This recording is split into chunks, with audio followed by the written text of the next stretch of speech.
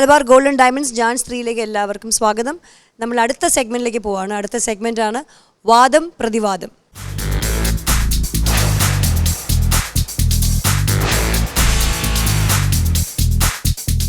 വാദം പ്രതിവാദത്തിൻ്റെ ഒരു കാര്യം അറിയാലോ. നമ്മളൊരു ഇഷ്യൂ അല്ലെങ്കിൽ ഒരു ടോപ്പിക്ക് തന്നാൽ അത് അനുകൂലിച്ചും പ്രതികൂലിച്ചും സംസാരിക്കാൻ 2 ഗെസ്റ്റ്, നമ്മുടെ കോൺടെസ്റ്റൻ്റ് എങ്ങനെയാണ് ആ ഒരു ഡിസ്കഷൻ മുന്നോട്ട് കൊണ്ടുപോകുന്നത്, ആ ഒരു ടോപ്പിക്കിനെ കുറിച്ച് അവരുടെ സ്വന്തം നിലപാട് അതിനുശേഷം അവർ കോൺടെസ്റ്റൻ്റ് വ്യക്തമാക്കും. അതിനെ ബേസ് ചെയ്തായിരിക്കും ജഡ്ജസ് ഇവാലുവേറ്റ് ചെയ്യുന്നത്. അപ്പോൾ ഇന്ന് നമ്മുടെ കോൺടെസ്റ്റൻ്റ് ജിജിയാണ്. ജിജി അറിയൂ. അപ്പോൾ ഐ യു റെഡി എന്നുള്ള മാതിരിയാണ് ചോദിക്കുന്നത്. റെഡിയാ. താങ്കളുടെ ടോപ്പിക്ക് വളരെ നല്ല ടോപ്പിക്കാണ്. രാഷ്ട്രീയത്തിലെ സ്ത്രീ സാന്നിധ്യം, വിമൻ ഇൻ പൊളിറ്റിക്സ്, അത് വേണമോ വേണ്ടയോ അതോ കൂടുതൽ വേണമോ വേണ്ടയോ എന്നുള്ളൊരു ടോപ്പിക്കാണ്. ഇതിൽ നമ്മുടെ കൂടെ നിന്ന് സംസാരിക്കാൻ 2 പ്രഗത്ഭരായ വനിതകൾ എത്തിയിട്ടുണ്ട്. ആദ്യമായി doctor MG Mallika, assistant professor, economics department, Zamorin's Guruvayurappan college, Calicut. Welcome madam. അടുത്തതായി ശ്രീമതി കാനത്തിൽ ജമീല, ജില്ലാ panchayat president, Calicut. Welcome madam. ഈ ഒരു നല്ല ടോപ്പിക്ക് സംസാരിക്കാൻ ഇത്രയും നല്ല 2 ഗസ്റ്റ് നമുക്ക് കിട്ടിയിട്ടുണ്ട്. Jiji, the stage is yours now. എല്ലാ മേഖലകളിലേക്കും സ്ത്രീകൾ കടന്നു വരുന്ന ഒരു കാഴ്ചയാണ് നമുക്കിപ്പോൾ കാണാൻ കഴിയുന്നത്. എന്നാൽ രാഷ്ട്രീയത്തിലേക്ക് സ്ത്രീകൾ എന്തുകൊണ്ട് കടന്നു വരുന്നില്ല, അല്ലെങ്കിൽ അതിനെന്തെങ്കിലും കാരണമുണ്ടോ? ആ ഒരു ചർച്ചയാണ് ഇപ്പോൾ ഇവിടെ നടക്കാൻ പോകുന്നത്. ഞാൻ ആദ്യമായിട്ട് മാഡത്തിനോട് ചോദിക്കുന്നത്, രാഷ്ട്രീയത്തിൽ സ്ത്രീകളുടെ പങ്കിനെ പറ്റി മാഡത്തിൻ്റെ അഭിപ്രായം എന്താ? രാഷ്ട്രീയത്തിൽ സ്ത്രീകൾക്ക് പങ്കില്ല എന്നുള്ളതല്ല, സ്ത്രീകൾക്ക് പങ്കാളിത്തമുണ്ട്. പക്ഷേ രാഷ്ട്രീയത്തിൽ പുരുഷന്മാരോടൊപ്പം സ്ത്രീകൾക്ക് എത്താൻ കഴിയുന്നില്ല എന്നുള്ളത് തീർച്ചയാണ്. അതിലൊരു പക്ഷേ രാഷ്ട്രീയത്തിന് മുൻകാലങ്ങളിലെ പോലെ തന്നെ സ്ത്രീകളെ അത്രത്തോളം രാഷ്ട്രീയത്തിലേക്ക് പുരുഷന്മാർ ആ രീതിയിലേക്ക് എത്തിക്കുന്നില്ല എന്നുള്ളതാണ്. രാഷ്ട്രീയത്തിലേക്ക് മറ്റൊന്ന് സ്ത്രീകൾ കടന്നു വരാൻ തയ്യാറാവുന്നില്ല എന്നുള്ളതാണ്. വീടും അടുക്കളയും അടുക്കള ഭരണവും വീട് ഭരണവും എല്ലാം തന്നെ ഇതാണ് ഞങ്ങളുടെ ലോകം എന്ന് ചില സ്ത്രീകളെങ്കിലും, അധികം ചില എന്നുള്ളതല്ല, കൂടുതൽ സ്ത്രീകളും ധരിച്ചു വെച്ചിരിക്കുന്ന ഒരു ധാരണ നമ്മുടെ ഈ നാട്ടിലുണ്ട് എന്നുള്ളത്. സ്ത്രീകൾ തന്നെയാണ് സ്ത്രീകളെ ഈ ഒരു അവസ്ഥയ്ക്ക് കാരണം, അങ്ങനെ പറയാൻ പറ്റും? അതെ, അതിൽ നിന്നും ഇപ്പോൾ ഒരുപാട് മാറ്റം വന്നിട്ടുണ്ട്. ഇപ്പം നമുക്കറിയാം, ആദ്യം 31% സ്ത്രീ സംവരണം നമ്മുടെ ത്രിതല പഞ്ചായത്തുകളിലേക്ക് ഗവൺമെൻറ് തന്നു. അപ്പോൾ കുറേ സ്ത്രീകൾ രംഗത്തേക്ക് വന്നു. ഇപ്പോൾ 50% സംവരണം കഴിഞ്ഞ LDF ഗവൺമെൻറ് 50% സംവരണം കൊടുത്തു. അപ്പം കൂടുതൽ സ്ത്രീകൾ രംഗത്തേക്ക് വന്നു. ഒരുപക്ഷെ സ്ത്രീകൾ സ്വയം വന്നതായിരിക്കില്ല. ചില സമയത്ത് ചില രാഷ്ട്രീയ പാർട്ടിയുടെ ആളുകൾ വനിതാ സംവരണ സീറ്റാകുമ്പോൾ അവർക്ക് സ്ത്രീകൾ വേണം എന്നുള്ളത് കൊണ്ട് വളരെ നിർബന്ധിച്ച് വരുന്ന ആളുകളും ഉണ്ട് എന്നുള്ളത് തീർച്ചയാണ്. അങ്ങനെയുള്ളവർ ചിലപ്പോൾ ഈ രംഗത്തേക്ക് ഇറങ്ങിക്കഴിഞ്ഞാൽ എന്താണ് ഭരണം എന്നുള്ളതും എന്താണ് രാഷ്ട്രീയം എന്നുള്ളതും അവർ പഠിക്കുകയാണ്. പഠിച്ചു കഴിഞ്ഞാൽ ഒരുപക്ഷെ അവർക്ക് രാഷ്ട്രീയത്തിലേക്ക് തന്നെ ഇറങ്ങാൻ വേണ്ടി കഴിയുമെന്നുള്ളത് തീർച്ചയാണ്. പക്ഷെ അവരുടെ ഒരു സാഹചര്യം അതിന് അനുകൂലമായിരിക്കണം എന്നുള്ളതുണ്ട്.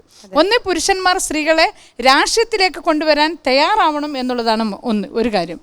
അതിന് എല്ലാ രാഷ്ട്രീയത്തിൽ പാർട്ടിയിലുള്ള ആളുകളും സ്ത്രീകൾക്ക് അതേപോലെ ഒരു സംവരണം വേണമെന്നോ അല്ലെങ്കിൽ സ്ത്രീകൾ രാഷ്ട്രീയത്തിലേക്ക് കടന്നു വരണോ എന്നോ ആഗ്രഹിക്കാത്ത രാഷ്ട്രീയ പാർട്ടിയും നമ്മുടെ ഈ ലോകത്ത് ഈ നാട്ടിലുണ്ട് എന്നുള്ളത് ശരിയാണ്. പുരുഷാധിപത്യം നമ്മൾ രാഷ്ട്രീയത്തിൽ കൂടുതലായിട്ട് കാണപ്പെടുന്നൊരു കാര്യം പുരുഷാധിപത്യം. അപ്പോൾ അതുകൊണ്ട് കഴിവുള്ള ഒരുപാട് സ്ത്രീകൾ പുറന്തള്ളപ്പെട്ടു പോകുന്നുണ്ടോ? എന്താ മാഡം എന്താ പറയുന്നത് അതിനെപ്പറ്റി? ഞാനിപ്പോൾ ഈ പറഞ്ഞ കാര്യങ്ങൾ ഇങ്ങനെയല്ല കാണാൻ ശ്രമിക്കുന്നത്. കാരണം ആഗോള വ്യാപകമായി നോക്കിക്കഴിഞ്ഞാൽ സ്ത്രീകൾ പുറത്തുള്ള അല്ലെങ്കിൽ നോൺ ഇക്കണോമിക് ആയിട്ടുള്ള ജോലികൾ കൂടുതൽ ചെയ്യുകയും പുരുഷന്മാർ പുറത്തിറങ്ങി ജോലി ചെയ്യുകയും ചെയ്യുന്നൊരവസ്ഥയാണ് നമ്മൾ ലോകം മുഴുവൻ നോക്കിക്കഴിഞ്ഞാൽ കാണാൻ കഴിയുക. നോൺ ഇക്കണോമിക് ആയി തന്നെ സമ്പത്ത് കിട്ടുന്ന സാമ്പത്തിക രംഗങ്ങളിലേക്ക് സ്ത്രീകൾ അധികം വരാതിരിക്കുകയും പുരുഷന്മാരാണ് കൂടുതലായി തൊഴിൽ വിഭജനം, ഈ പറയുന്ന രീതിയിലേക്ക് ലിംഗപരമായ തൊഴിൽ വിഭജനം ലോകവ്യാപകമായി കാണാൻ കഴിയുന്നതാണ്. അപ്പോൾ ഇവിടെ നേരത്തെ പറഞ്ഞു പുരുഷന്മാർ വിടുന്നില്ല അല്ലെങ്കിൽ സ്ത്രീകളാണ് കാരണം എന്ന് പറഞ്ഞ കാര്യത്തോട് എനിക്ക് ഒരു നമ്മുടെ കാഴ്ചപ്പാടുകൾ, സമൂഹത്തിലെ കാഴ്ചപ്പാടുകളാണ് സ്ത്രീകളും പുരുഷന്മാരും എന്ന് പറയുന്ന 2 വ്യക്തികളല്ല ഈ പറയുന്ന അവസ്ഥയ്ക്കൊക്കെ കാരണം. അതുമാത്രവുമല്ല, അതിനപ്പുറത്തേക്ക് നമ്മൾ കാണേണ്ടത് കെയർ ഇക്കോണമി എന്ന് പറയുന്ന ഒന്നുണ്ട്. എന്ന് വെച്ചാൽ സ്ത്രീയും പുരുഷനും സെക്സ് റിലേറ്റഡ് ആയിട്ടുള്ള ജീവശാസ്ത്രപരമായ വ്യത്യസ്തതകൾ സ്ത്രീയും പുരുഷനും തമ്മിലുണ്ട്. സ്വാഭാവികമായിട്ടും ആ പ്രത്യേകതകളെ തിരിച്ചറിയുകയും ഹ്യൂമൻ അസറ്റ് ക്രിയേഷൻ എന്ന് പറയുന്ന മനുഷ്യവിഭവമാണ് ലോകത്തിൽ ഇപ്പോൾ ഏറ്റവും വാല്യുബിൾ ആയിട്ടുള്ള റിസോഴ്സ് എന്ന് പറയുമ്പോൾ ഈ വിഭവത്തിൻ്റെ അതിൻ്റെ ക്രിയേഷൻ, നർച്ചറിങ്, ഇതിലൊക്കെ തന്നെ സ്ത്രീ പങ്കെടുക്കുന്നതിനെ നമ്മൾ കാണാതിരിക്കുകയും സ്ത്രീ ബോധപൂർവം പിടിച്ചു വലിക്കുകയും ചെയ്യുന്ന രീതിയിലേക്ക് കൃത്യമായ തിരിച്ചറിവില്ലാത്ത ജെൻഡർ ബ്ലൈൻഡ് ആയിട്ടുള്ള പോളിസീസാണ് നമ്മൾ എടുക്കാറുള്ളത്. അതിൻ്റെ ഭാഗമായി പരസ്പരം സ്ത്രീയും പുരുഷനും ശത്രുക്കളായിട്ട് മാറുകയാണ് ചെയ്യുന്നത്. ഇത് മാറേണ്ടതുണ്ടെന്നും കൃത്യമായി എന്താണ് സ്ത്രീപക്ഷ പ്രശ്നങ്ങളെന്നും എന്തുകൊണ്ട് സ്ത്രീകൾ പുറത്തേക്ക് വരുന്നില്ല എന്നുമുള്ള ചർച്ച ഇന്ന് നമ്മൾ കാണുന്നില്ല. കാരണം അതിനുള്ള കാരണം ഇതൊരു ആഗോള അജണ്ടയാണ് എന്ന് പറയേണ്ടി വരും. കാരണം വളർന്നു വരുന്ന സ്ത്രീകളെ തളയ്ക്കാനുള്ള ഓടുന്ന പട്ടിയുടെ ഒരു മുഴ മുമ്പേ എറിയുന്ന തന്ത്രം മുതലാളിത്ത കച്ചവട സ്ഥാപനങ്ങൾ ചെയ്തതിൻ്റെ ഭാഗമായിട്ടുള്ള ഈ ചർച്ച എന്ന് വെച്ചാൽ സ്ത്രീകളാണ് വരാത്തത്, പുരുഷന്മാരാണ് വരാത്തതെന്നുള്ള രീതിയിലേക്ക് ഒരുപാട് പ്രശ്നങ്ങൾ വളരെ ഗൗരവപൂർവ്വം നമ്മൾ ചർച്ച ചെയ്യേണ്ടതുണ്ട് എന്നാണ് മാഡം പറഞ്ഞതുപോലെ സ്ത്രീകൾ തന്നെയല്ലേ സ്ത്രീകളെ ഈ ഒരു അവസ്ഥയ്ക്ക് കാരണം? അത് തന്നെയാണ് എൻ്റെ പ്രശ്നം. നിങ്ങൾ ഈ പറയുന്ന രീതിയിലേക്ക് പരസ്പരം ഭിന്നിപ്പിച്ച് ഭരിക്കുക എന്ന് പറയുന്ന ഒരു തന്ത്രം കൃത്യമായിട്ടുണ്ട്. കാരണം സ്ത്രീകളും പുരുഷന്മാരെന്ന് പറഞ്ഞാൽ വളരെ ശക്തമായി പറഞ്ഞാൽ ഞാനൊരു സ്ത്രീയാണെങ്കിൽ ഞാൻ എടുക്കുന്നത് സ്ത്രീപക്ഷമായിക്കൊള്ളണമെന്നില്ല, പുരുഷൻ എടുത്തു കഴിഞ്ഞാൽ അത് പുരുഷപക്ഷമാവണമെന്നുമില്ല. കാരണം എന്തുകൊണ്ടാണെന്ന് വെച്ചാൽ നമ്മുടെ കാഴ്ചപ്പാടാണ് എന്ത് പക്ഷമാണ് നമ്മൾ. അങ്ങനെയാണെങ്കിൽ കേരളത്തിൽ ഏറ്റവും കൂടുതൽ സവർണർ ഭരിച്ചിട്ടുണ്ട് കേരളത്തിൽ. പക്ഷേ കേരളത്തിനേക്കാൾ അപ്പുറത്തേക്ക് അവർണർ ഭരിക്കുന്ന സംസ്ഥാനങ്ങളെക്കാൾ ശക്തമായ രീതിയിൽ സാമൂഹ്യനീതി നടപ്പിലാക്കപ്പെട്ടൊരു സംസ്ഥാനമാണ് കേരളം. ആര് നടപ്പിലാക്കുന്നു എന്നതല്ല, എന്താണ് നടപ്പിലാക്കുന്നത് എന്നാണ് നമ്മൾ കാണേണ്ടത്. ഇത് നമ്മൾ പണ്ട് ബ്രിട്ടീഷുകാർ ചെയ്ത മാതിരി പരസ്പരം ഭിന്നിപ്പിച്ച് ഭരിക്കുക എന്ന് പറയുന്ന വളരെ കൃത്യമായ തന്ത്രം ഉണ്ടാവുകയും യഥാർത്ഥ പ്രശ്നങ്ങളെ കാണാതെ നമ്മൾ അതിനെ മറച്ചു വെച്ചുകൊണ്ട് പരസ്പരം പോരടിക്കുന്ന രീതിയിലേക്കാണ് കാര്യങ്ങൾ പോകുന്നതാണ്. മാഡം പറയുമ്പോൾ ആ യഥാർത്ഥ പ്രശ്നം അതെന്തായിരിക്കും? യഥാർത്ഥ പ്രശ്നം ഒന്നാമത് നമുക്കറിയാം, വിദ്യാഭ്യാസത്തിലൂടെ പുറത്തേക്ക് വരാൻ കഴിയും. സ്വാഭാവികമായിട്ടും സെക്സ് ഡിഫറൻസ്, ജീവശാസ്ത്രപരമായ വ്യത്യാസമുണ്ട്. അത് നമുക്ക് നോൺ സബ്സ്റ്റിറ്റ്യൂട്ടബിൾ ആയിട്ടുള്ള ജോബാണ്. എന്ന് വെച്ചാൽ ഏറ്റവും പ്രൊഡക്റ്റീവ് ആയിട്ടുള്ള സ്റ്റേജിൽ സ്ത്രീകൾ എന്ത് ചെയ്യുന്നു, ജീവശാസ്ത്രപരമായ ഈ ഹ്യൂമൻ ആസെറ്റ് ക്രിയേഷൻ, പ്രഗ്നൻസി, അതിലെ പ്രസവവും ഇത്തരം കാര്യങ്ങളിലേക്ക് ഇൻവോൾവ് ചെയ്യുമ്പോൾ സ്വാഭാവികമായിട്ട് എന്ത് ചെയ്യുന്നു, അവരുടെ മൂവ്മെൻറ്റ്സ്, റെസ്ട്രിക്ഷൻ, ഒരുപാട് പ്രശ്നങ്ങളുണ്ട്. അപ്പോൾ ഈ പ്രശ്നങ്ങൾ നമ്മൾ ചർച്ച ചെയ്യും, അതിനെ ടാക്കിൾ ചെയ്യാൻ. ഇപ്പോൾ നമുക്കറിയാം, ഇപ്പോൾ ഇവിടെ ഒരു എന്തെങ്കിലും രീതിയിലേക്ക് ഈ സ്റ്റെപ്പ് കയറി വരാൻ കഴിയാത്ത ആൾക്ക് ഇവിടെ കയറണമെങ്കിൽ എന്ത് ചെയ്യണം, സ്റ്റെപ്പിന് സ്ലൈഡിങ് കൊടുത്തിരിക്കണം തീർച്ചയായിട്ടും. അപ്പോൾ നമ്മൾ കാണുന്ന വെച്ചാൽ പുരുഷൻ നിർമ്മിക്കപ്പെട്ടിരിക്കുന്ന ലോകത്തിലേക്ക് സ്ത്രീകൾ കടന്നു വരുമ്പോൾ സ്വാഭാവികമായിട്ടുണ്ടാകുന്ന അസ്വസ്ഥതകളുണ്ട് കേരളം പോലെയുള്ള ഇടത്ത്. അതേസമയം ഇന്ത്യയിലും അല്ലെ മറ്റു പലയിടങ്ങളിലൊക്കെ തന്നെ ഇവർക്ക് വിദ്യാഭ്യാസം കിട്ടുന്നില്ല, ആരോഗ്യപരമായിട്ട് ഒരുപാട് സപ്രഷൻ ഉണ്ടാവുന്നുണ്ട്. അതിനെ നമ്മൾ സമൂഹത്തിൻ്റെ കാഴ്ചപ്പാടുകളെ മാറ്റേണ്ടതുണ്ട്. അതേസമയം മാറ്റപ്പെട്ട കേരളത്തിൽ വരാതിരിക്കാനുള്ള ഒരു പ്രധാനപ്പെട്ട റീസൺ ഇവിടെ അതിന് പറ്റിയ രീതിയിലേക്കുള്ള പശ്ചാത്തല സൗകര്യങ്ങൾ നമ്മൾ ഒരുക്കുന്നില്ല എന്നത് തന്നെയാണ്. അതൊരുക്കാതെ പിടിച്ചു വലിച്ച സംഭവിക്കുക എന്താ, വീട്ടിനകത്തും സ്ത്രീ എഫിഷ്യൻ്റ് ആവില്ല, ജോലി സ്ഥലത്തും എഫിഷ്യൻ്റ് ആവില്ല, രാഷ്ട്രീയമായിട്ട് എഫിഷ്യൻ്റ് ആവില്ല. അപ്പം ഇത് കാണണം. എന്തുകൊണ്ടാണ് ടൈം, അതാണ് നമ്മളിപ്പോൾ നമ്മളിപ്പോൾ കേരളത്തിൽ ഒരിക്കലും ടൈം യൂസിനെ കുറിച്ച് നമ്മൾ ചർച്ച ചെയ്യാറില്ല. ലോകത്തെല്ലായിടത്തും ഏറ്റവും കൂടുതൽ സമയം പണിയെടുക്കുന്ന സ്ത്രീകളാണ്. അച്ഛാ ആ സമയം വളരെ എഫിഷ്യൻ്റ്. ഒരു മനുഷ്യന് 8 മണിക്കൂർ പണിയെടുക്കുക, 8 മണിക്കൂർ വിശ്രമിക്കുക, 8 മണിക്കൂർ ഉറങ്ങുക എന്ന് പറഞ്ഞാൽ മനുഷ്യരെല്ലാവർക്കും ഉള്ളത്. അത് സ്ത്രീക്കും പുരുഷനും ഉണ്ട്. അപ്പോൾ നമ്മൾ സ്വാഭാവികമായിട്ടും രാഷ്ട്രീയ പാർട്ടികൾ പോവുകയാണെങ്കിൽ ഞാൻ ചോദിക്കട്ടെ, എവിടെയെങ്കിലും ഒരു ഗർഭിണിയെ അക്കോമഡേറ്റ് ചെയ്യാൻ പറ്റുന്ന ഒരു സംവിധാനം നമ്മുടെ എവിടെയെങ്കിലും ഉണ്ടോ? നമുക്ക് പറ്റും. പഞ്ചായത്തിൽ 50% സംവരണമായാലും ഞാനൊരു ഗർഭിണിയാണ്, എൻ്റെ കുട്ടിയെയും കുറിച്ച് പോകാൻ പറ്റുന്ന ഒരു ഇൻഫ്രാസ്ട്രക്ചർ സൗകര്യം നമ്മുടെ നാട്ടിലില്ല. ഒരു ജോലിക്ക് പോകണമെങ്കിൽ, ഇൻ്റർവ്യൂവിന് പോകണമെങ്കിൽ എനിക്ക് എൻ്റെ ഭർത്താവില്ലാതെ എനിക്ക് കുട്ടിയെ കൊണ്ട് പോകാൻ കഴിയില്ല. ഇതൊരിക്കലും പുരുഷനില്ല. അപ്പോൾ ഈ പറയുന്ന രീതിയിൽ വിദ്യാഭ്യാസം കിട്ടുകയും ഒരേ തുല്യ രീതിയിലേക്ക് കേരളത്തിൻ്റെ അവസ്ഥ വെച്ചിട്ട് സ്ത്രീകൾക്കും ഇതേപോലെ വളർന്നു വരാനുള്ള അവസരം ഉണ്ടായിട്ടുണ്ട്. പക്ഷേ അത് റിയലൈസ് ചെയ്യപ്പെടാത്തതിന് കാരണം നമ്മളൊക്കെ പറയുന്നത് എന്തുകൊണ്ടാണെന്ന് വെച്ചാൽ ഇവിടെ അവർക്ക് വരാൻ പറ്റുന്ന രീതിയിലേക്ക് നമ്മൾ സാമൂഹ്യ അന്തരീക്ഷത്തിൻ്റെ അകത്ത് പശ്ചാത്തല സൗകര്യങ്ങൾ ഒരുക്കേണ്ടതുണ്ട്. അത് നമ്മൾ ചെയ്തിട്ടില്ല, അത് ശരിയായ രീതിയിൽ ചർച്ച ചെയ്തിട്ടുമില്ല. ആ പ്രശ്നങ്ങളാണ് നമ്മൾ പലപ്പോഴും കൊണ്ടുവരേണ്ടത്. പക്ഷേ ഇവിടെ ഈ നിലവിലുള്ള ഒരു രീതിയിൽ സ്ത്രീകൾക്ക് അങ്ങനെ എൻ്റർ ചെയ്യാൻ പറ്റില്ല എന്നാണോ മാഡം പറയുന്നത്? ഞാൻ അങ്ങനെയല്ല പറയുന്നത്. കാരണം ഒരുപാട് പ്രശ്നങ്ങൾ സ്ത്രീകൾക്ക് കടന്നു വരാൻ ഈ പറയുന്ന പരിതസ്ഥിതിയിലുണ്ട്. കാരണം ഞാൻ പറയുന്നതും അത് തന്നെയാണ്. കടന്നു വരാൻ പറ്റാത്ത പരിതസ്ഥിതി എന്ന് പറയുന്നത് അവിടെ പുരുഷന്മാരാണ് ഉണ്ടാക്കുന്നത് എന്നുള്ളത് ഞാനും പറയുന്നു. പക്ഷേ ഈ സ്ത്രീകൾക്ക് കടന്നു വരാനുള്ള ഒരു സാഹചര്യം ഉണ്ടാകുമ്പോൾ സ്ത്രീകൾ ആ സമയത്ത് തന്നെ കടന്നു വരാൻ തയ്യാറാവണം. അവർ അങ്ങനെ തയ്യാറായാൽ അവർക്ക് പിന്മാറാൻ കഴിയില്ല എന്നുള്ളത് ഒരു സത്യമാണ്.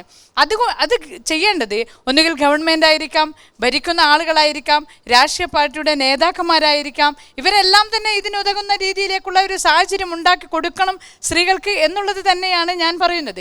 അതുകൊണ്ടാണ് ഞാൻ പറഞ്ഞിട്ടുള്ളത്, ഇവിടെ 31% സംവരണം വന്നപ്പോൾ കുറേ സ്ത്രീകൾ ഭരണരംഗത്ത് വന്നു എന്നുള്ളത് സത്യം.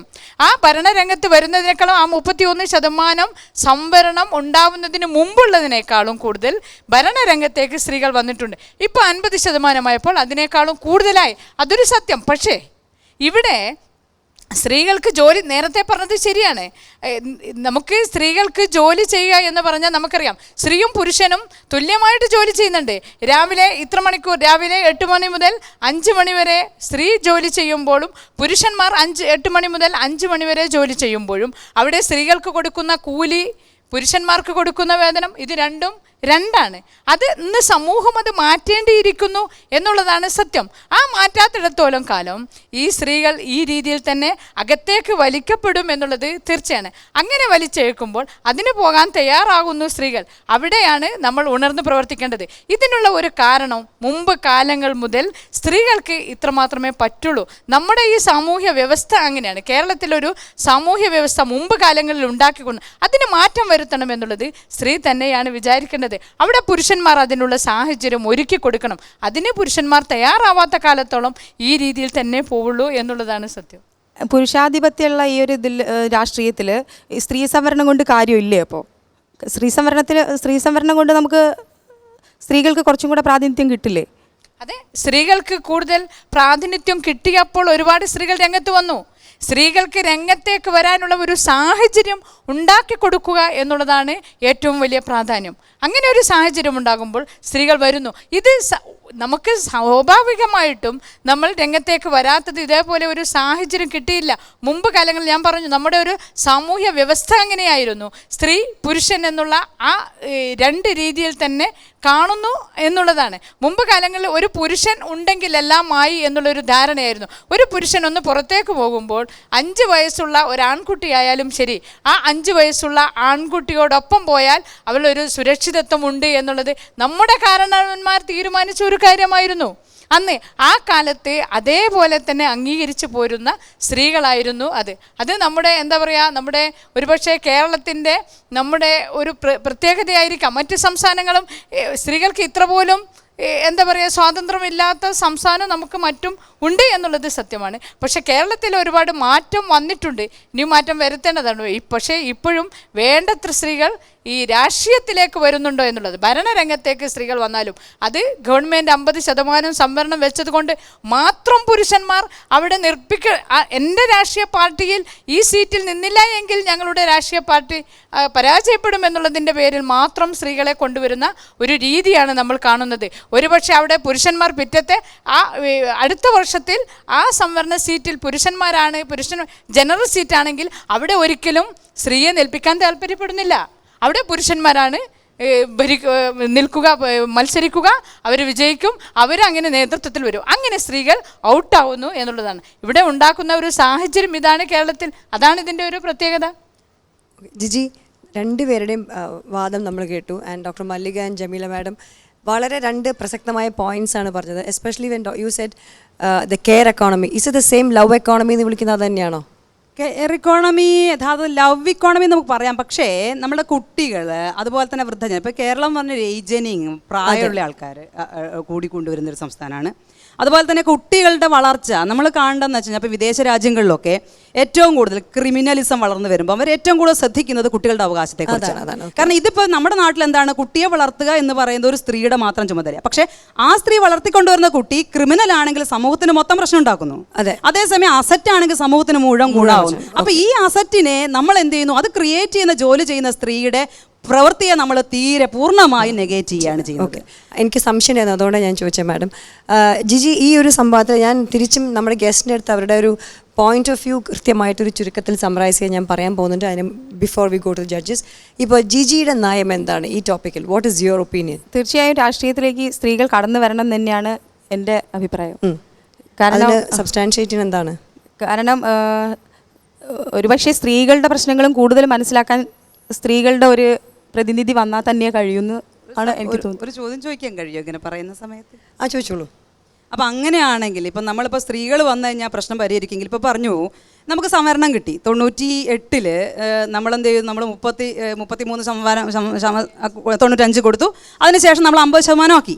കേരളത്തിൽ ഇപ്പോൾ 98-ന് ശേഷം ഇപ്പം നമ്മൾ 2013 ചർച്ച ചെയ്യുന്ന സ്ത്രീകൾ എന്ത് വസ്ത്രം ഇടണമെന്നാണ്. 3 വയസ്സുള്ള പെൺകുട്ടിക്ക് പോലും നിൽക്കാൻ കഴിയില്ല എന്നും ഈ പറയുന്ന രീതിയിൽ ഭീകരമായൊരു അവസ്ഥയാണ് നമ്മൾ പറയുന്നത്. നമ്മൾ പുറത്തിറങ്ങി കഴിഞ്ഞാൽ ജിജിയോട് ഞാൻ ചോദിക്കാം, നടക്കാൻ പറ്റുക കേരളത്തിൻ്റെ പരിസ്ഥിതി നടക്കാൻ പറ്റിയ ഒരു ചെരുപ്പ് ഷോപ്പും നമുക്ക് വാങ്ങാൻ കിട്ടുമോ? ആവശ്യമുള്ള വസ്തുക്കൾ നമുക്ക് സ്ത്രീകളുടെ ഫാഷൻ ഡിസൈനിങ് രംഗത്ത് എന്താണ് ഫാഷൻ, ശരിക്കും ഈ കാലാവസ്ഥ, കേരളത്തിലെ കാലാവസ്ഥ എന്ന് പറഞ്ഞാൽ 6 മാസം മഴയുള്ള കാലാവസ്ഥയാണ്. സ്ത്രീകൾക്ക് വേണ്ടി ഡിസൈൻ ചെയ്യുന്ന ഡ്രസ്സ് ആർക്ക് വേണ്ടിയാണ് ഡിസൈൻ ചെയ്യുന്നത്? ഇത്തരം ചോദ്യങ്ങൾ വരുമ്പോൾ നമ്മുടെ സ്ത്രീകൾ അധികാരത്തിലേറിക്കഴിഞ്ഞാൽ പറ്റുമെങ്കിൽ NFHS സ്ത്രീയുടെ ഒരു കണക്ക് പ്രകാരം പുരുഷന് സ്ത്രീയെ അടിക്കാൻ അവകാശമുണ്ടോ എന്ന ചോദ്യത്തിന് 52% പുരുഷന്മാരാണ് യെസ് എന്ന് ഏതെങ്കിലും ഒരു കാര്യത്തെ യെസ് എന്ന് പറഞ്ഞെങ്കിൽ 64% സ്ത്രീകൾ യെസ് എന്ന് പറഞ്ഞു. അപ്പോൾ സ്ത്രീകൾ കയറിക്കഴിഞ്ഞാൽ അവരുടെ കാഴ്ചപ്പാട് മാറാത്തിടത്തോളം കാലം അത് സ്ത്രീപക്ഷമാകും എന്ന് നമുക്ക് പറയാൻ കഴിയുമോ എന്നുള്ളതാണ് ചോദ്യം.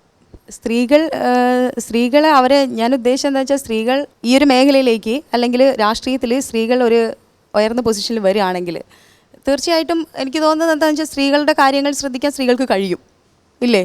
അവിടെ ഒന്ന് ചോദിക്കാൻ കഴിയുമോ?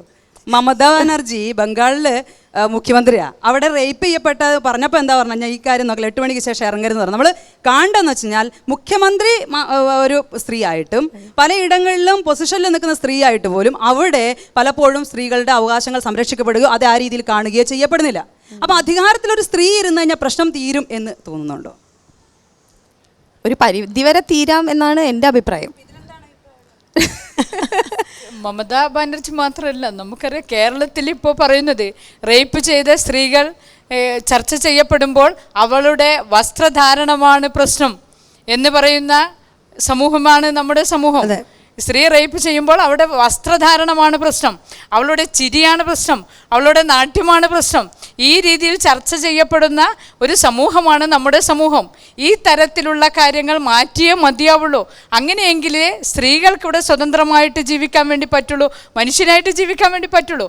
ആ രീതിയിലേക്കൊരു തർക്കം എപ്പോഴാണ് ആ രീതിയിൽ മനുഷ്യൻ സമൂഹം മാറിയാൽ മാത്രമേ നമ്മുടെ സ്ത്രീകൾക്ക് മോചനമുണ്ടാകുള്ളൂ എന്നുള്ളത് തീർച്ചയാണ്. എനിക്ക് പറയാൻ തോന്നുന്നത് സ്ത്രീകളുടെ പ്രശ്നം സ്ത്രീകളുടെ മാത്രം പ്രശ്നമല്ല, സമൂഹത്തിൻ്റെ പ്രശ്നമാണ്. ഒരിക്കലും സ്ത്രീകളുടെ പ്രശ്നം പുരുഷൻ്റെ പ്രശ്നം എന്ന് പറഞ്ഞ് പുരുഷൻ ചെയ്യേണ്ടതാണ് സ്ത്രീ ചെയ്യേണ്ടതാണ് എന്ന തർക്കം തീർച്ചയായിട്ടും ഇവിടെ നിർത്തുകയും സ്ത്രീയും പുരുഷനും ചേർന്നുകൊണ്ട് ഒരു സമൂഹത്തിൻ്റെ പ്രശ്നമായി, കാഴ്ചപ്പാടിൻ്റെ പ്രശ്നമായിട്ട് ഇതിനെ കാണുകയും ചെയ്യണം.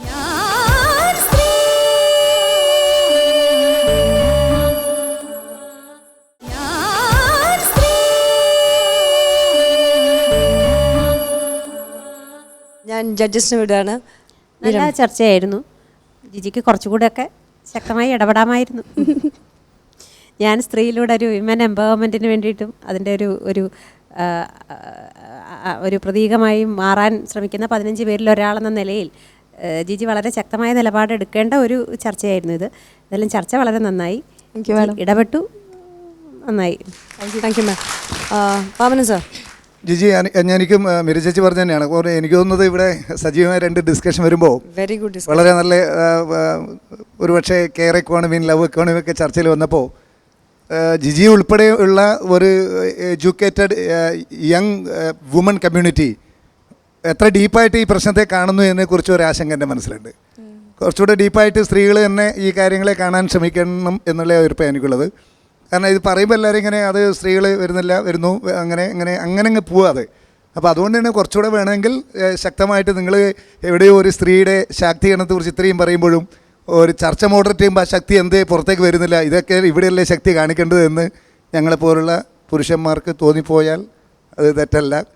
കുറച്ചുകൂടെ വേണമെങ്കിൽ ആ ചർച്ചയിൽ ഒരു ശക്തമായിട്ട് ഒന്ന് ഇടപെടാമായിരുന്നു, സംസാരിക്കാമായിരുന്നു. പക്ഷേ ഒരു കാര്യം, ഇവർ രണ്ടുപേരും ഈ ചർച്ച നമ്മൾ പ്രതീക്ഷിച്ചതിനപ്പുറത്തേക്ക് നല്ല ഒരു ആംഗിളിൽ ഈ ചർച്ച നന്നായിട്ട് പോയി. ഒരു വാദം ഉണ്ടായി, രണ്ടുപേരും എനിക്കൊന്ന് തത്വത്തിൽ ഒരേ കാര്യമാണ്, പക്ഷേ അതിൻ്റെ ഇടയിലൂടെ ചില പ്രതിവാദങ്ങളും കടന്നു വന്നത് ഈ ചർച്ച വളരെ ലൈവായിട്ട് കൊണ്ടുപോകാൻ വേണ്ടി കഴിഞ്ഞിട്ടുണ്ട്. Thank you. Vinu sir. Jiji തിരഞ്ഞെടുത്ത വിഷയം നല്ല വിഷയമാണ്, വളരെ പ്രസക്തിയുടെ വിഷയം തന്നെയാണ്. പക്ഷേ പറഞ്ഞ പോലെ കുറച്ചുകൂടി ശക്തമായിട്ട് ഇടപെടായിരുന്നു. കാരണം നമ്മളെന്താണോ ആ വിഷയം എന്താണോ അതിൻ്റെ കറക്റ്റ് ഉത്തരങ്ങൾ കൂടുതൽ നമ്മളിലേക്ക് എത്തിക്കാൻ പറ്റും. കാരണം അത്രയും 2 നല്ല വ്യക്തികളാണ് നമ്മൾ കിട്ടിയത്. അവരുടെ നമ്മളറിയാത്ത കുറേ രീതിയിലേക്ക് നമ്മൾ കാഴ്ചപ്പാടിലേക്ക് അവരുടെ ഡിസ്കഷൻ മാറി എന്നുള്ളത് നല്ല ഗുണകരമായിരുന്നു. പക്ഷേ കുറച്ചുകൂടി നല്ല രീതിയിൽ ഇടപെട്ട് ശക്തമാക്കാമായിരുന്നു എന്നുള്ള അഭിപ്രായമാണ്. Thank you sir. ഈ ഒരു ബിഫോർ ജഡ്ജസ് മാർക്കുന്നതിന് മുമ്പ് എനിക്ക് 2 പേരോടും ഈ ഒരു സബ്ജക്റ്റ് നിങ്ങൾ സംസാരിച്ചൊന്ന് സമ്മറൈസ് ചെയ്യുകയാണെങ്കിൽ അക്കോർഡിംഗ് ടു യു ഒരു സെൻറ്റൻസിൽ വാട്ട് എവർ യു സെഡ് ഒന്ന് സമ്മറൈസ് ചെയ്ത് പറയാമോ ഡോക്ടർ? നമ്മൾ സംസാരിച്ചു. Exactly, because just close up this whole session. എനിക്ക് പറയാൻ തോന്നുന്നത് സ്ത്രീകളുടെ പ്രശ്നം സ്ത്രീകളുടെ മാത്രം പ്രശ്നമല്ല, സമൂഹത്തിൻ്റെ പ്രശ്നമാണ്. ഒരിക്കലും സ്ത്രീകളുടെ പ്രശ്നം പുരുഷൻ്റെ പ്രശ്നം എന്ന് പറഞ്ഞ് പുരുഷൻ ചെയ്യേണ്ടതാണ്, സ്ത്രീ ചെയ്യേണ്ടതാണ് എന്ന തർക്കം തീർച്ചയായിട്ടും ഇവിടെ നിർത്തുകയും സ്ത്രീയും പുരുഷനും ചേർന്നുകൊണ്ട് ഒരു സമൂഹത്തിൻ്റെ പ്രശ്നമായി, കാഴ്ചപ്പാടിൻ്റെ പ്രശ്നമായിട്ട് ഇതിനെ കാണുകയും ചെയ്യണം. അങ്ങനെ ഗൗരവപൂർവ്വം ചർച്ച ചെയ്യേണ്ട ജെൻഡർ ഇഷ്യൂയെ വളരെ ചെറിയ രീതിയിലേക്ക് സ്ത്രീ പുരുഷന്മാർ തമ്മിലുള്ള ഒരു പ്രശ്നമായി കാണുകയും കുറച്ച് കാണിക്കുകയും യഥാർത്ഥ പ്രശ്നത്തെ നമ്മൾ മറിച്ച് കാണിക്കുകയും ചെയ്യുകയാണ്. അപ്പോൾ ഇവിടെ സ്ത്രീകൾ സ്വാഭാവികമായിട്ടും ഏർപ്പെടുന്ന അസറ്റ് ക്രിയേഷനെ അല്ലെങ്കിൽ ഈ ജീവശാസ്ത്രപരമായ വ്യത്യസ്തതകളെയും കൂടി കണക്കിലെടുത്തുകൊണ്ട് അതിനനുയോജ്യമായ രീതിയിലേക്ക് ഒരു പശ്ചാത്തല സൗകര്യം കൊടുക്കുകയും അത് ആ രീതിയിലേക്ക് കാണുകയും ചെയ്യുമ്പോൾ മാത്രമേ ഈ ചർച്ച സജീവമാവുകയുള്ളൂ, ഗൗരവപൂർവ്വമാവുകയുള്ളൂ എന്നാണ് എനിക്ക് തോന്നുന്നത്. Thank you doctor Mallika. Jameela madam. Doctor Mallika പറഞ്ഞതിനോട് ഞാൻ യോജിക്കുകയാണ്. തീർച്ചയായിട്ടും ആ രീതിയിൽ തന്നെയാണ് വേണ്ടത്. പക്ഷേ എനിക്ക് പറയാനുള്ളത്, ഇപ്പോൾ പൊതുരംഗത്ത് പ്രവർത്തിച്ചു കൊണ്ടിരിക്കുന്ന സ്ത്രീകളെ, അവരെ നമ്മുടെ ഭരണപരമായിട്ടുള്ള കാര്യങ്ങൾ നിയമസഭയിൽ നമ്മൾ ഒരുപാട് കാലങ്ങളായിട്ട് നമ്മുടെ എല്ലാ രാഷ്ട്രീയ പാർട്ടിയുടെ കീഴിൽ പ്രവർത്തിക്കുന്ന വനിതാ വിമോചന സംഘടനക്കാർ, വനിതാ സ്വതന്ത്രമായിട്ട് ആ രീതിയിൽ നമുക്ക് ഇടപെടണമെങ്കിൽ തീർച്ചയായിട്ടും നമുക്ക് നിയമസഭയിലും പാർലമെൻറ്റിലും 33% സംവരണമെങ്കിലും വേണമെന്ന് പറയുമ്പോൾ നിയമസഭയിൽ ഇന്നും അത് കൊണ്ടുപോകുമ്പോൾ അവിടെ വലിച്ച് ആ നയം നടപ്പിലാക്കുന്നതിന് മുമ്പ് അതിൻ്റെ പേപ്പർ വലിച്ചു കൊണ്ടുപോവുകയാണ്. ആ രീതിയിലേക്കുള്ള ഒരു വലിയ പ്രശ്നം അവിടെ നടക്കുകയാണ്. ഇത് അംഗീകരിക്കാൻ ഒരാളും തയ്യാറല്ല. സ്ത്രീ രംഗത്തേക്ക് വരികയും അവർക്ക് ഭരണ കാര്യങ്ങളിൽ ഇടപെടാൻ വേണ്ടിയുള്ള ഒരു സാഹചര്യം ഉണ്ടാക്കുവാൻ ആരും തയ്യാറാവുന്നില്ല. അവിടെ ഡോക്ടർ മല്ലിക പറഞ്ഞതിനോട് ഞാൻ യോജിക്കുന്നില്ല. അവിടെ പുരുഷന്മാർ തന്നെയാണ് അതിന് തടസ്സമാകുന്നത് എന്നുള്ളതൊരു സത്യമാണ്. അവിടെ സ്ത്രീകൾ രംഗത്തേക്ക് വന്നാൽ, ഭരണപരമായ കാര്യങ്ങൾ സ്ത്രീകൾ ഏറ്റെടുത്താൽ നമ്മുടെ സമൂഹത്തിലുള്ള സ്ത്രീകളെ ഒരുപാട് കാര്യങ്ങൾ സഹായിക്കുവാൻ വേണ്ടി പറ്റും. അങ്ങനെ ഒരു സാഹചര്യം ഉണ്ടാക്കുവാൻ വേണ്ടി ഗവൺമെൻറ് തയ്യാറാവുന്നില്ല. അവിടെയും പുരുഷാധിപത്യം തന്നെയാണ് നടപ്പിലാക്കുന്നത് എന്നുള്ളതാണ് എനിക്കിതിൽ പറയാനുള്ളത്. Okay, thank you madam. Judges to the marks ഇടാം. ജിജിക്ക് എത്രയാണ്? എനിക്ക് ജിജിയോട് നന്ദിയുള്ളത് ഡോക്ടർ മല്ലികയെ പോലെ ഒരാളെ ഇവിടെ കൊണ്ടുവരാനും ഇത്തരം ചില കാഴ്ചപ്പാടുകൾ വളരെ ശക്തമായി ഈ വേദിയിൽ ഉയർന്നു കേൾക്കാൻ ഇടവരുത്തുകയും ചെയ്തു എന്നുള്ളതിൽ പ്രത്യേക നന്ദിയുണ്ട്. ഈ കോളേജിൽ പ്രത്യേകിച്ചും ആൺകുട്ടികളും പെൺകുട്ടികളും പഠിക്കുന്ന കോളേജിൽ ഇതുപോലെ ഉള്ള അധ്യാപകരുണ്ട് എന്നുള്ളത് നമുക്ക് വളരെ പ്രത്യാശ ഉണ്ടാക്കുന്നു. ഡോക്ടർ മല്ലികയ്ക്ക് നന്ദി, പ്രത്യേകിച്ച് ശ്രീമതി ജമീലയ്ക്കും നന്ദി. കാരണം മറ്റൊരു തരത്തിലാണെങ്കിലും ഒരു കാഴ്ചപ്പാട് ഇവിടെ ആവിഷ്കരിക്കുകയുണ്ടായി. ജിജിക്ക് ഞാൻ 8 മാർക്കാണ് നൽകുന്നത്. Thank you madam. Vinu sir? 8 mark. ഞാനും 8 മാർക്ക്. അപ്പോൾ ഇനിയിപ്പോൾ ഞാൻ കണക്കൂട്ടാണ്ട് അറിയാലേ, 3 8 കിട്ടിയാൽ 24 മാർക്ക്. മലബാർ ഗോൾഡൻ ഡയമണ്ട്സ് ഞാൻ സ്ത്രീയുടെ ഈ എപ്പിസോഡോട് അവസാനിക്കുന്നു. നല്ല ചൂടേറിയ ചർച്ചയുണ്ടായിരുന്നു, നല്ല ഒരു നമ്മളെ ചിരിപ്പിക്കുന്ന ഒരു അനുഭവം ഉണ്ടായിരുന്നു. പിന്നെ നമ്മൾ ഇന്ത്യ അറിയാമെന്ന് പറഞ്ഞ ആ ഒരു ക്വിസ് റൗണ്ട് നമ്മൾ കണ്ടു. അങ്ങനെ ഒരുപാട് നല്ല ഇൻഫർമേഷൻ ഇന്ന് ഒരുപാട് വിജ്ഞാനം തലയിൽ കയറിയ ദിവസമാണ്. എനിക്ക് എന്തായാലും കയറിയിട്ട് നിങ്ങൾക്കും കയറിയെന്ന് വിചാരിക്കുന്നു. അപ്പോൾ ആ ഒരു നല്ല ഒരു നോട്ടോടുകൂടി ഞാൻ ഈ എപ്പിസോഡ് അവസാനിക്കുകയാണ്. മലബാർ ഗോൾഡൻ ഡയമണ്ട്സ് ഞാൻ സ്ത്രീ team signing off. Bye, good night, take care.